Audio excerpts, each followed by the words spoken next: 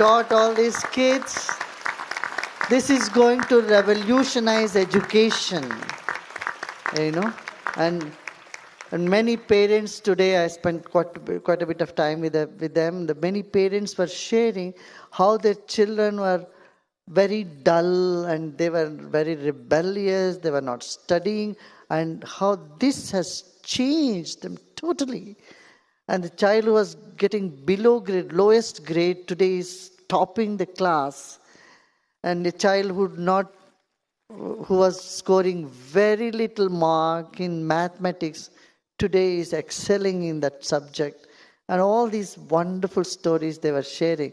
It's nice to listen to this positive news from everybody. All of you tweet about it. What happens? We hear a lot of negative news all the time. And that makes our population more depressed. The thing is, positive people are not so proactive. People who have negative mindset, they are extra active. They are overactive.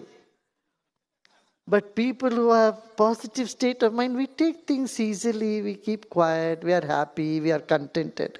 But now is the time for us to spread more good news, positive news.